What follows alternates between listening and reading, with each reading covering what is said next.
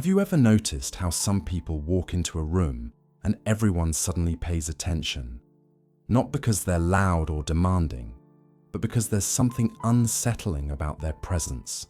Something that makes others uncomfortable in a way they can't quite explain. Carl Jung understood this phenomenon perfectly. He called it the integrated shadow.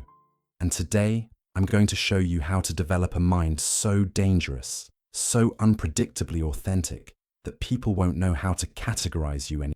Most people spend their entire lives trying to be likable, agreeable, safe. They sand down their edges, suppress their real thoughts, and wonder why they feel invisible in a world that seems to revolve around everyone else. But what if I told you that the very thing you've been taught to hide, the uncomfortable truths you keep locked away, the parts of yourself you deem unacceptable, are actually your greatest sources of power? What if the key to becoming unforgettable isn't about being more pleasant, but about becoming more real? Jung said something that will change how you see everything. He said, "The most terrifying thing is to accept oneself completely." And that terror, that discomfort others feel around you when you've done this work, that's not something to avoid. That's your compass pointing toward authentic power. Because when you stop performing for others and start living from your truth, you become something people can't ignore, can't manipulate, and can't forget. Today, we're going deep into the psychology of what Jung called the dangerous mind. Not dangerous in the sense of causing harm, but dangerous to the comfortable lies society tells itself. Dangerous to the predictable patterns people use to control each other. Dangerous to the shallow relationships built on mutual deception. We're talking about developing a psychological presence so grounded in truth that it forces everyone around you to either step up to your level or reveal their own shadows in the process. This isn't about becoming cold or cruel. It's about becoming so authentically yourself that your very existence becomes a mirror that reflects back everyone's suppressed potential. And that mirror makes people deeply uncomfortable because it reminds them of who they could be if they had the courage to stop pretending. If you're ready to understand how your mind can become your most powerful weapon, not against others, but against the forces that keep you small, then stay with me. Because what you're about to learn will fundamentally change how you move through the world.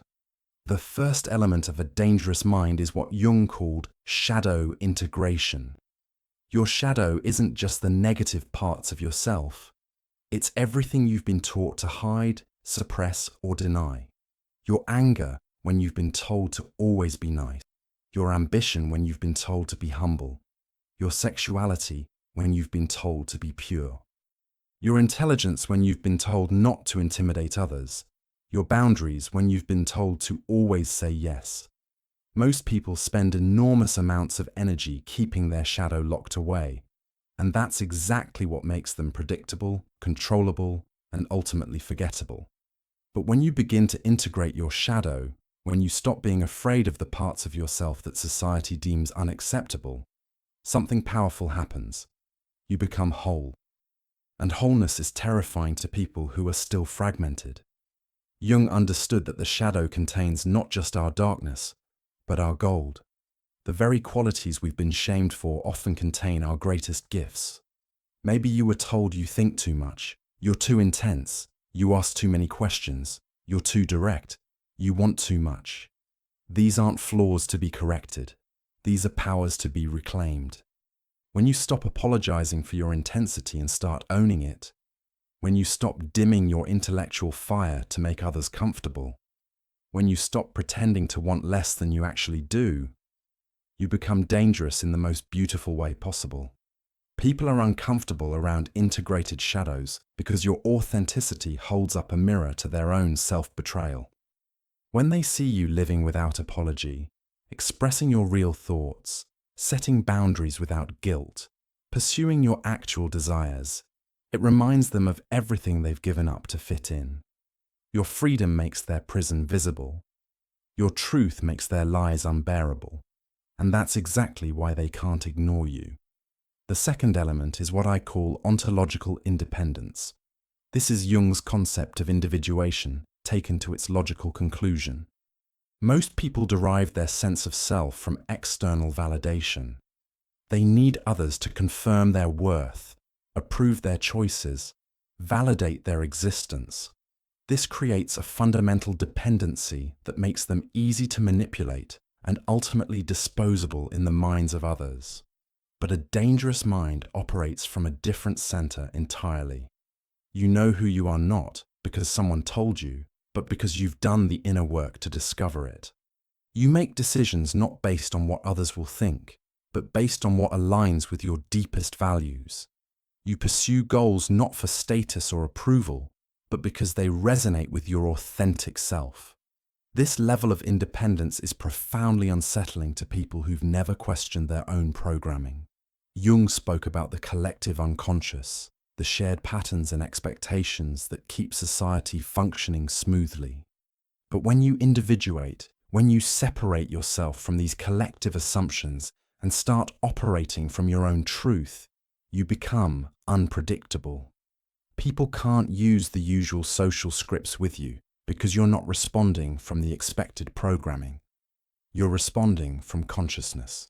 This is why integrated people are often labeled as difficult, challenging, or too much. It's not because they're problematic. It's because they refuse to participate in the comfortable lies that keep everyone else asleep. When someone asks you how you are and you give them an honest answer instead of fine, that's dangerous. When someone tries to guilt you into something and you simply say no without justification, that's dangerous. When someone expects you to shrink to make them feel bigger and you remain full-sized, that's dangerous. The third element is intellectual sovereignty. Most people think what they're supposed to think. They adopt opinions from their family, their peer group, their political tribe, their social media feeds. They mistake information consumption for thinking and emotional reactions for reasoning. A dangerous mind thinks independently, questions everything, and arrives at conclusions through rigorous self-examination rather than social consensus. Jung was fascinated by the process of thinking itself. He understood that most people don't actually think, they just rearrange their prejudices. But when you develop the capacity for genuine thought, when you can hold paradox, examine your own beliefs ruthlessly, and change your mind when evidence demands it, you become intellectually dangerous. You can't be swayed by emotional manipulation because you think with clarity. You can't be controlled by groupthink because you've learned to trust your own reasoning process.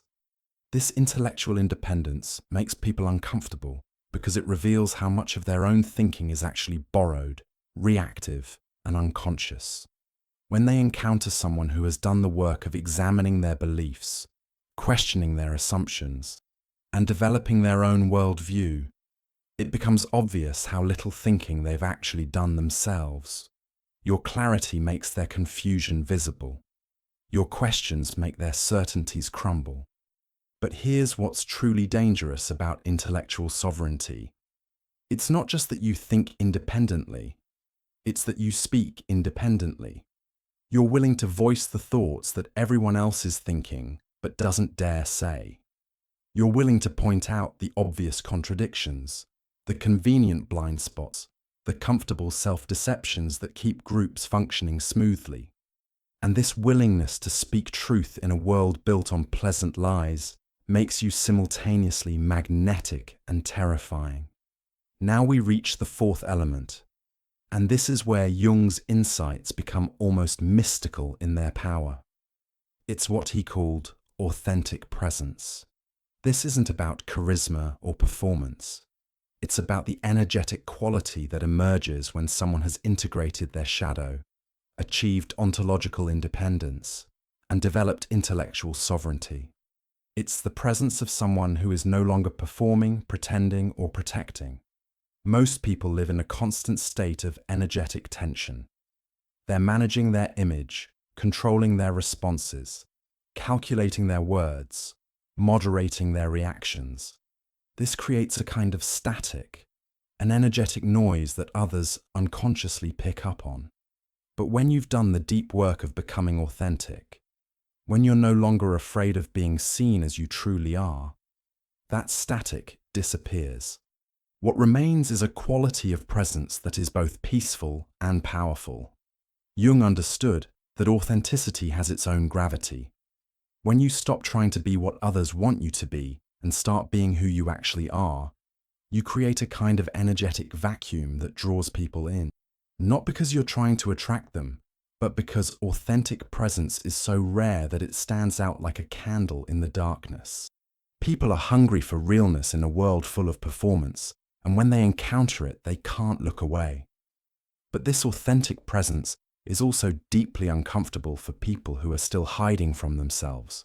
Your ease with who you are reminds them of how exhausting their own self-performance has become. Your comfort with silence makes their need to fill every moment with noise obvious. Your ability to be alone makes their fear of themselves apparent. Your presence, without you doing anything, becomes a catalyst for either growth or resistance in everyone around you. This is why Jung said that the most important work you can do is your own inner work, not because it makes you a better person in some moral sense, but because it makes you dangerous to the forces that keep humanity small. When you refuse to participate in the collective sleep, when you wake up and stay awake, you become a reminder to everyone else that waking up is possible.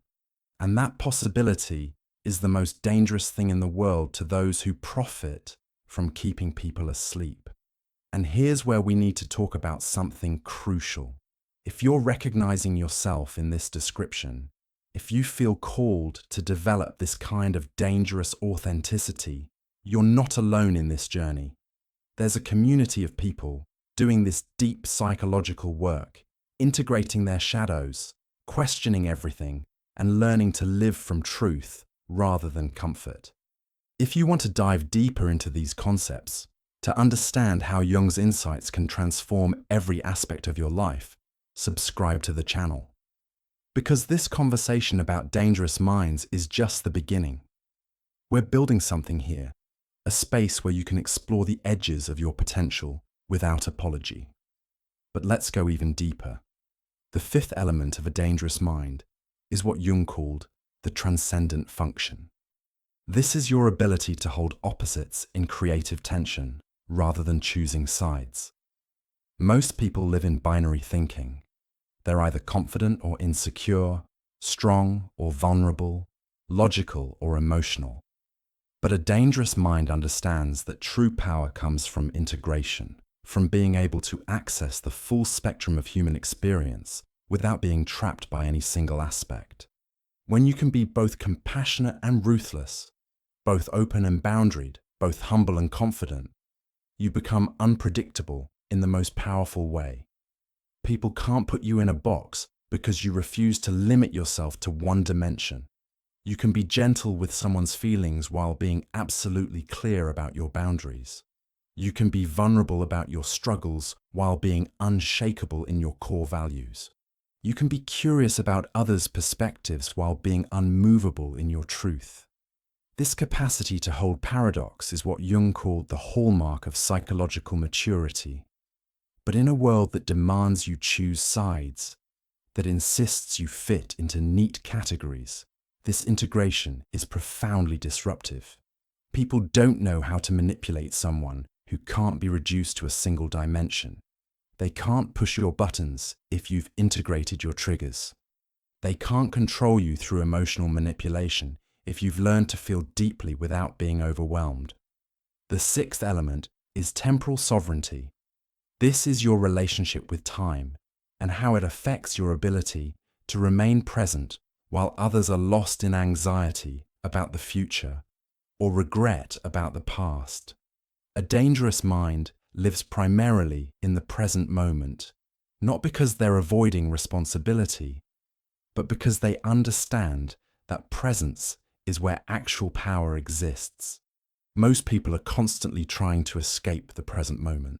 They're planning, worrying, remembering, anticipating, anything but being here now.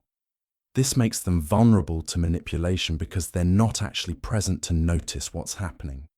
They're so caught up in their stories about what might happen or what should have happened that they miss what is happening. But when you develop the capacity to remain present, you see things others miss. You notice the micro-expressions that reveal true feelings. You hear the words that aren't being said. You feel the energy shifts that signal important changes. You become dangerous because you're actually paying attention while everyone else is lost in their mental commentary about reality, instead of engaging with reality itself. This presence also makes you dangerous because you can't be rushed into decisions, panicked into reactions, or distracted from your path. When someone tries to create artificial urgency to pressure you into something, your presence allows you to feel the manipulation. When someone tries to overwhelm you with information or emotion to cloud your judgment, your groundedness keeps you clear. When someone tries to pull you into their drama or chaos, your center holds. The seventh element is what Jung called ethical autonomy. This isn't about rejecting all moral frameworks, but about developing your own ethical system based on deep consideration rather than social conditioning. Most people's morality is a mixture of childhood programming, cultural expectations, and peer pressure. They do what they're supposed to do, not what they genuinely believe is right. A dangerous mind has examined its values, questioned its assumptions, and developed a personal ethical framework that may or may not align with social expectations. This creates a moral independence that is both admirable and threatening. You can't be shamed into behavior that violates your values. You can't be guilted into choices that betray your integrity. You can't be pressured into actions that compromise your ethics. This moral sovereignty makes you dangerous because you become unpredictable to systems that rely on shame, guilt, and social pressure to control behavior. When someone tries to manipulate you by saying, "Everyone else is doing it," or "What will people think?" your ethical independence makes you immune to these tactics. You do what you believe is right regardless of what others think. And this kind of moral courage is both inspiring and intimidating to those who've given up their ethical autonomy. But perhaps the most dangerous element of all is what Jung called the capacity for creative destruction. This is your willingness to let go of anything that no longer serves your growth, regardless of how comfortable, familiar, or socially acceptable it might be. Most people cling to relationships, beliefs, habits, and situations that limit them because the unknown feels more dangerous than the known suffering. A dangerous mind understands that growth requires destruction. You have to be willing to destroy the version of yourself that others are comfortable with in order to become who you're meant to be. You have to be willing to destroy relationships that require you to stay small. You have to be willing to destroy beliefs that keep you trapped. You have to be willing to destroy habits that drain your energy.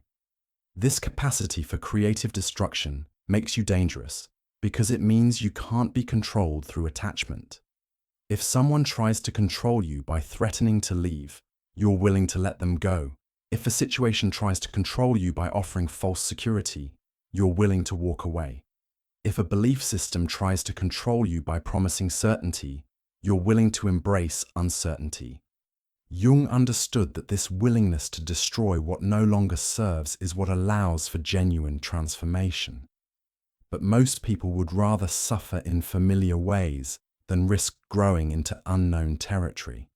Your willingness to embrace destruction in service of growth makes you dangerous to anyone who profits from keeping you small, stuck, or dependent. And now we arrive at the heart of why a dangerous mind is so powerful. It's not because it seeks to dominate or control others. It's because it refuses to be dominated or controlled. When you integrate your shadow, achieve ontological independence, develop intellectual sovereignty, cultivate authentic presence, master the transcendent function, claim temporal sovereignty, establish ethical autonomy, and embrace creative destruction, you become ungovernable.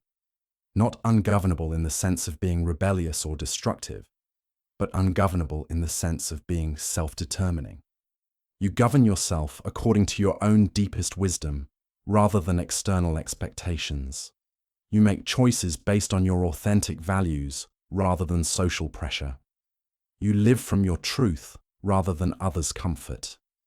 This ungovernability is what makes people uncomfortable around you, not because you're threatening them directly, but because your freedom reminds them of their own imprisonment. Your authenticity highlights their performance. Your presence exposes their absence. Your integration reveals their fragmentation. Your sovereignty contrasts with their dependency.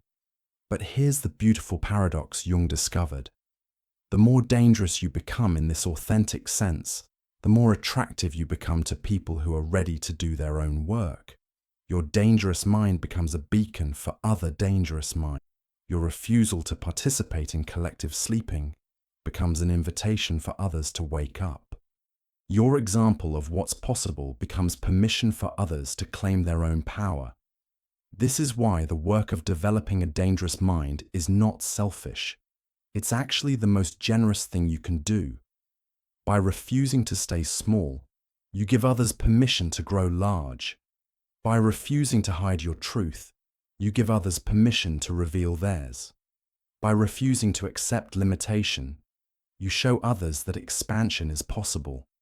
Jung said that the privilege of a lifetime is being who you are. But I would add that the responsibility of a lifetime is being who you are so fully that others remember who they are. A dangerous mind doesn't seek to diminish others. It seeks to remind others of their own dangerous potential.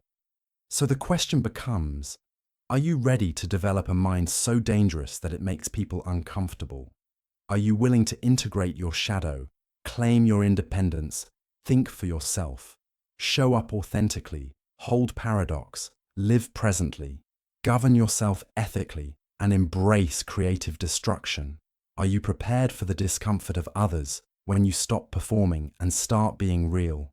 Because make no mistake, this path is not comfortable. When you stop participating in the collective agreements that keep everyone asleep, you'll face resistance.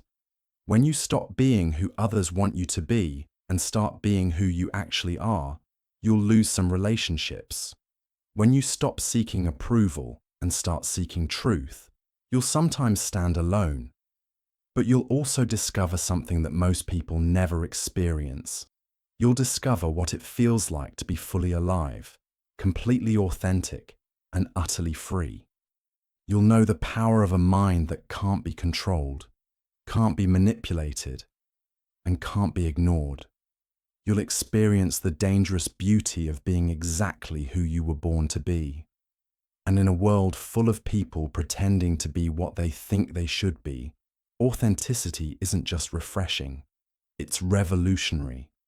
Your dangerous mind becomes a force for transformation, not through what it does to others, but through what it allows in yourself. And that permission, that example, that proof of what's possible, might just be the most dangerous thing of all.